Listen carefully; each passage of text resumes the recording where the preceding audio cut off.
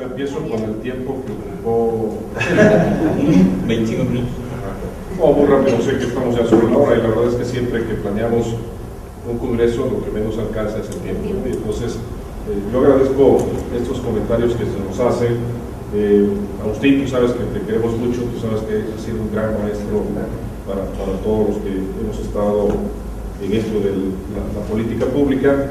Y coincido contigo completamente con esto del piso firme, y yo creo que es algo que tendremos que platicar porque no va a alcanzar el esfuerzo que hagamos para que esto se entienda, ¿no? Un poco como el Alfonso, en el sentido de que los políticos tienen que entender que las cosas no necesariamente tienen que hacerse de manera clara, y yo creo que ahí es donde hay una línea, ese índice de desarrollo humano, ese índice de marginación, de exclusión, en fin, creo que hay mucho que tenemos que seguir aprendiendo ahí, y qué bueno que se lo enseñamos a los alumnos, ¿no?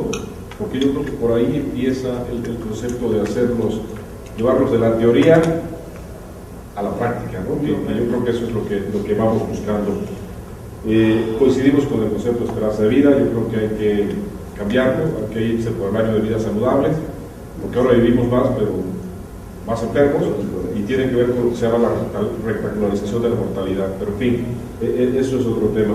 Gerardo, sí hay más dinero, o sea, efectivamente, y haciendo la deflactación, ¿no? Para pasarlo a precios reales, pero el problema es que antes no se sumaban conceptos que ahora se suman.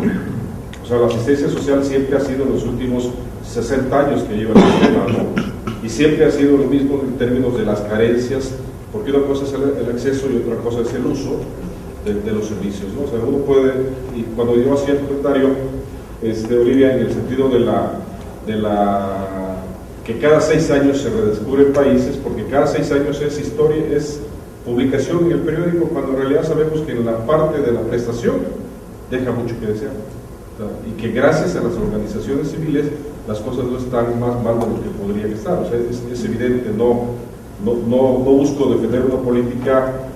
Soy un egresado de las fuerzas básicas del Sistema Nacional de Salud desde hace un poco más de 36 años, pero no estoy defendiendo esa política porque estoy viendo que realmente hay un problema que no se hace evidente, que hay que ir al pueblo donde el lodo da hasta arriba de la rodilla para entender las cosas, ¿no? Entonces, visto desde Lieja, a veces no alcanza uno a percibirlo. En relación con lo de trabajar con la otra área, la de biológicas, hemos tenido comunicación con Olivia, la hija del famosísimo doctor López Franchini, que está coordinando y sigue la línea de Cristina, en fin, pero un poco como lo decía Sergio, siempre hemos visto las ciencias sociales desde la perspectiva de la salud, y lo que ahora es que queremos ver la salud desde la perspectiva de las ciencias sociales.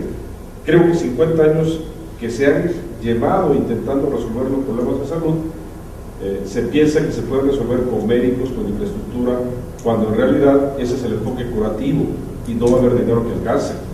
En términos de la obesidad, lo que va a impactar el tratamiento de la obesidad en los próximos 20 años, no va a haber recursos, ni médicos, ni instalaciones que le hagan frente. Entonces, ese boquete va a ser más grave, ese boquete financiero y social va a ser más grave que el pasivo laboral de las pensiones. Nada más como para darle una dirección. En torno a esto de la política asistencial, sin duda, ¿no? Y lo que es la modificación a la Ley General de Salud en cuanto al reglamento del Sistema de Protección Social en Salud, viene a dar eso que se llama la separación de funciones. Un área que financia, un área que presta el servicio, buscando precisamente resolver estas inequidades. Pero la realidad es que se ha pervertido el proceso. Mucha gente considera que el Seguro Popular es sinónimo de prestación de servicios, cuando el Seguro Popular ni es seguro ni es popular. O sea, se convierte en un sistema de financiamiento que, cuando se traduce a nivel de las entidades federativas a través de los REPS, los regímenes estatales de protección social en salud, se convierte en proceso, porque el que está de responsable y director o líder es el mismo secretario estatal de salud. Entonces ahí se convierte ya en lo mismo, ¿no? Entonces, ¿cuándo vamos a tener oportunidad de que el mexicano que tiene su póliza de seguros en el Seguro Popular decida atenderse en el hospital de frente y no al que lo manda? Ese es el punto. Y a eso es a lo que me refiero, o nos referimos, cuando hablamos de redimensionar el concepto de Sistema Nacional de Protección Social de Salud. Pero bueno, coincidimos, no queremos más que abrir una línea de investigación que creemos que puede ayudarnos a entender un poco más las cosas y sí buscar hacer un poco más con los políticos. Por eso un poco yo ponía el ejemplo del Congreso, porque a lo mejor a nivel del Congreso puede estarse trabajando en el campo legislativo, porque el Ejecutivo lleva 70 años y creo que hay evidencias de que no se han logrado las cosas, ¿no? Bueno, voy a empezar con lo que plantea Gerardo, con su estilo irónico y su humor tan particular como siempre. No se trataba de eso, ¿no? Es un poco ingenuo creer que en un trimestre no va a cambiar la idea de justicia de las personas, ¿no? Como mencioné al principio de la investigación, es una investigación sobre las prácticas que definen lo escolar, sobre todo en educación básica, y que lo relaciona con una experiencia particular en el trimestre.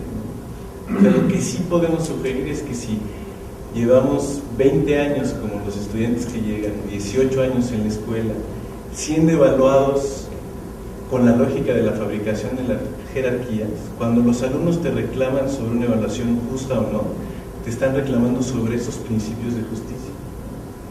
Si fuéramos evaluados 18 o 20 años, como acontece actualmente en distintas primarias, bajo otra lógica de la evaluación del aprendizaje, lo que sugiere en la ponencia es probablemente estemos construyendo otro sentido de la justicia. Claro, ya sabemos que los valores no se aprenden así como por arte de magia, sino con una práctica, es una formación mucho más integral, ¿no? Ahora, lo que sí sorprende aquí, a lo mejor trato de contestar lo de Yolanda, es que yo como alumno de esta licenciatura padecí muchas formas de evaluación, entre otras la tuya, por ejemplo, en donde uno entra a un sistema supuestamente modular y se encuentra con evaluaciones y forma de evaluar totalmente tradicional, que no están centradas en el aprendizaje, sino en la fabricación de la lógica de jerarquías. Nuestros mejores alumnos, curiosamente, son o vienen de escuelas privadas o de CCH. ¿Quiénes son los más bajitos? Los de bachiller. Y van pasando por la universidad, ¿no? Y termina más o menos así la cosa.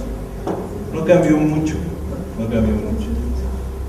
Entonces lo que yo estoy planteando es que uno de los problemas que tenemos en la licenciatura es que los alumnos llegan con vacíos de la formación básica. Por ejemplo, muchos no aprendieron comprensión lectora, ¿no? Pero tampoco aprendieron a aprender. Y un elemento fundamental para aprender a aprender es la evaluación del aprendizaje. Entonces, si no tratamos de buscar formas alternativas que estén centradas en el aprendizaje, vamos a tener siguiendo calificaciones que no reflejan el aprendizaje. Entonces pasa lo que sucede en Colmex, que las MBs de la UAM Xochimilco no valen lo mismo que los 10 del ITAM. Las MBs de la UAM Xochimilco son como de chocolate, ¿no? Porque saben que los procesos de evaluación están pervertidos y no están centrados en el aprendizaje.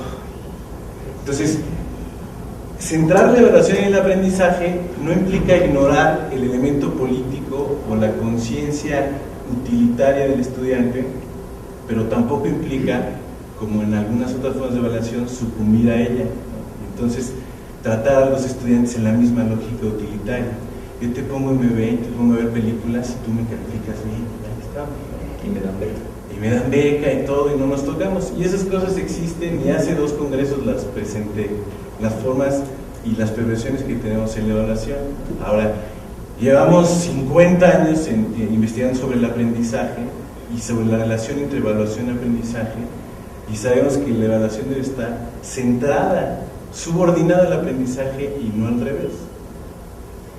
Entonces, no busco con estas experiencias que son muy complicadas, porque estamos trabajando con alumnos que han sido evaluados tradicionalmente, la mayoría de ellos toda su vida.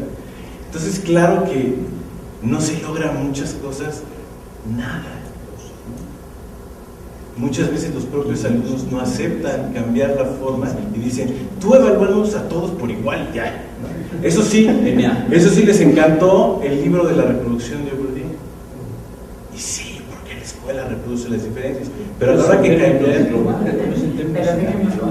hay que cambiar algunas de las prácticas que posibilitan ese proceso, nadie le entra, ni profesores ni alumnos, ¿no? Entonces, yo lo que digo es que nos podemos quedar igual, ¿no? Nos podemos quedar igual, y lo que digo es que implica mucho trabajo. Lo que plantea Alfonso es todavía más difícil, porque nosotros tenemos un trimestre en el que muchas veces ni terminamos de conocer a los estudiantes. Entonces, esto de cómo tratamos las diferencias es sumamente complicado. ¿Qué es lo que dicen los alumnos? Si reconocemos nuestras diferencias, entonces es más injusto, prof. Porque vamos a ver que, o sea, está gacho, ¿no? Que nos reconozcamos aquí, que tú llegas en coche a la universidad y yo me echo 3 horas en camión y yo estoy en el bachilleres y tú en la escuela, y probablemente por eso lees mejor que yo. Y es así. Los alumnos que comprenden mejor los textos, cuando ves sus trayectorias previas, no es el alumno que viene de bachilleres y que se hace 3 horas en combi al agua. Curiosamente coincide con una serie de privilegios que a través de la universidad, lo que yo planteo es que muchas veces vamos reproduciendo. Entonces, bueno, plantea eso. Lo que no es ignorar lo de las relaciones de poder o lo político, que no se enfatiza aquí, sino que cuando se centra en el aprendizaje puedes meter más controles, por ejemplo, para quitar el poder del profesor. Incorporemos otros 2 puntos de vista, ¿no? Si tú vas a criticar a tu compañero, vamos a justificar, ¿no? Argumentar tu evaluación sobre el otro, no se trata de tu opinión. Entonces, si la centramos en el aprendizaje, puedes tener más controles para inhibir la racionalidad estratégica, lo político, y disminuir las relaciones diferenciales de poder. Lo que está muy complicado, creo yo, todavía es llevarlo, implementarlo y más en educación superior. Por eso esta investigación está enfocada en la educación básica.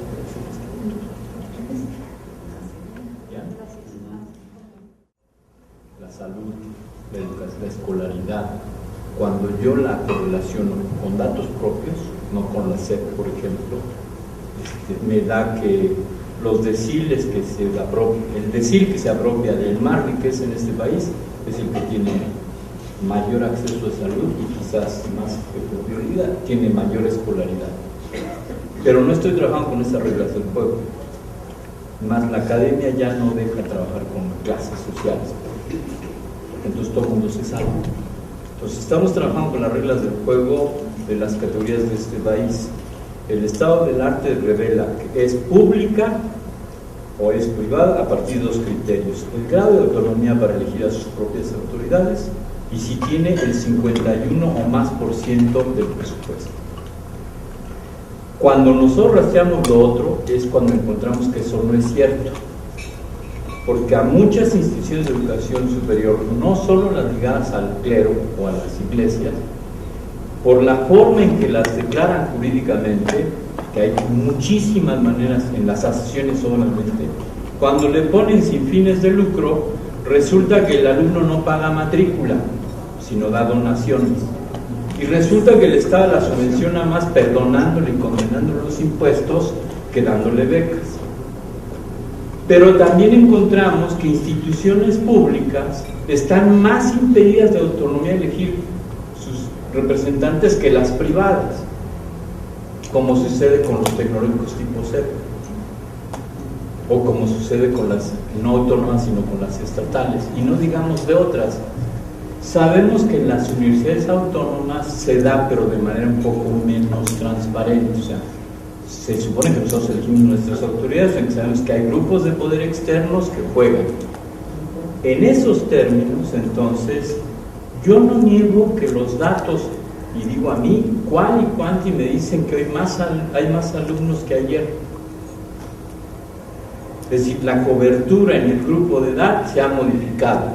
Es decir, hoy van más alumnos en el grupo de edad a la educación superior que a la primaria. Estoy considerando educación superior solo licenciatura, no normal, no universidades politécnicas, no universidades indígenas, porque la matrícula en esa universidad es muy difícil distinguir entre los técnicos superiores que son de 2 años y los licenciados que son de 4. En esos términos, cuando yo veo deciles, tiene mucha razón algunos de ustedes, pero si estoy en el decil de máxima riqueza, en primaria, por ejemplo, de 200 días escolares van 195 días. Si estoy en el otro decil, el que gana mucho menos, solamente en asistencia a la escuela, de 200 días van 175. Llámenle como quieran ustedes, condiciones económicas, yo le llamo explotación. Yo no puedo demostrar cosas como las que tú señalas, porque al igual que el plusvalor, la explotación y estas cosas, hoy, en términos económicos, distinguir con claridad de dónde emana el presupuesto es casi imposible para gente como yo. Simplemente analizando las partidas públicas del presupuesto del Estado federal, hay un conjunto de partidas ocultas en rubros que no puede uno desentrañar específicamente cuánto le dan a educación, y son montos considerables. No estoy considerando educación pública porque a mí la SEP me dio una beca que me permite comprar un HP. No, estoy considerando que el que manda paga. Y si el presupuesto, por ejemplo, de una maestría en Iztapalapa lo paga Resistol, determina, por ejemplo, que la mitad de la matrícula lo designa Resistol. Y entonces el concepto de autonomía y el concepto de público se desdibuja. Muy bien. Por el otro lado digo, voy a pública si voy al área 6. Es la que está enseñando más y mejor. Voy a privada si voy al área 4. Pero ahí estamos intentando ver que fueran estudiantes racionalmente precisos. Esa información no se tiene. ¿Por qué voy a privada? Según mucha gente, porque es de más calidad. Parte de lo que decía Lionel, es que ahí las MSB son de MBs. No nos hagamos. En la educación privada también los alumnos le pueden dar claro, MB, porque le dan un coche por una décima. Y yo lo he vivido y lo tenemos más o menos documentado. No entramos al sector público por la escuela de procedencia, no. De los años 60 a los años 80, Rodríguez Aycán, en una investigación nacional, demuestra que la mayoría de funcionarios públicos de alto nivel venían de instituciones públicas. Hoy vienen de privadas. Antes bastaba ser licenciado para ser presidente. Después de Fox, espero que necesiten doctorado. Pero acuérdense, lo doctor no quita lo tarugo. Y todos los equipos que hay detrás es a quiénes estamos formando. Sergio decía, ¿quién, cómo, qué? El capital es el capital y la explotación es la explotación. Y parte de lo que decía Lionel, sí es cierto que los alumnos vienen con 15 años de evaluación, pero no olvidemos que los códigos lingüísticos de una familia de escasos recursos es restringido. Y entonces vamos a echar la culpa al pie atrás. ¿Cómo lo hacemos? No, el problema la tiene el de la prepa dice que es de secundaria, y el de preescolar dice que es la familia. Lo único que quiero que intentemos reflexionar es igual que con familia. Cuando ustedes hablan de familia, idílicamente aparece papá, mamá, hijos, no aparece papá y papá, no aparece mamá y mamá, porque es ilegal que una familia tenga 2 mujeres, una que realiza funciones masculinas. Y hay niños, y no imaginamos familias donde nomás estamos mamá y papá, sin hijos, y no imaginamos, igual con público privado. Privado es, les importa la ganancia. Esa es una discusión decimonónica. La universidad nació para, discúlpeme, la primera revolución escolar mundial se da cuando aparece la posibilidad de que ustedes paguen, y se da tanto en universidades de profesores como en universidades de alumnos, porque cuando yo pago mi instrucción puedo oponerme a lo que me enseñes. La segunda es cuando aparece el libro, porque dejo de estar sujeto a la autoridad del profesor. sea, pero no hay que desconocer, en este marco de regulación y de prácticas sociales y imaginarios, lo público no es lo que pensamos. Sí, como sociólogo yo pienso que es una construcción social, pero no construyo nada socialmente cuando ni siquiera sé la norma de lo público. Y la correlación de fuerzas no nos favorece. Porque lo estamos viendo en los planes de estudio. Me decía, no has analizado los planes de estudio. Estamos en eso. Pero de repente vamos a salir perdiendo las que se llaman públicas. Porque la actualización en los modelos conceptuales, en las categorías, en los datos de los planes de estudio de las públicas, en general, excepto en las universidades, pero en los institutos tecnológicos estatales, es obsoleto. Sí, discúlpenme, la computadora en los procesos de enseñanza-aprendizaje de diseño de las principales universidades públicas está demostrado que se usa como lápiz grande, no como una herramienta para construir redes neuronales que nos den estructuras de conocimiento distintas. Y de eso nosotros, me parece, también somos responsables, porque hicimos de la academia la profesión y tenemos muy poco conocimiento de lo que es sociología en el campo laboral extenso, porque además nos superespecializamos. Pero la sociología en términos generales, ¿construimos teorías generales? No. Creemos que la sociedad, el todo se manifiesta en la unidad y la unidad en el todo. Lo que yo le diría a Lionel, por ejemplo, es, pero el esquema de Parson hay que modificarlo en las circunstancias de lo que avanzó el estructural funcionalismo. Si lo usas ahorita, pues está mal. Entonces digo, ahí hay una serie de... Y sí los intento provocarlos, claro que sí. Pero es para que, porque estos dos hay que construirlos, no están, es como cuentas públicas. ¿Vamos bien? Y disculpen, pero de repente me apasiono por esto.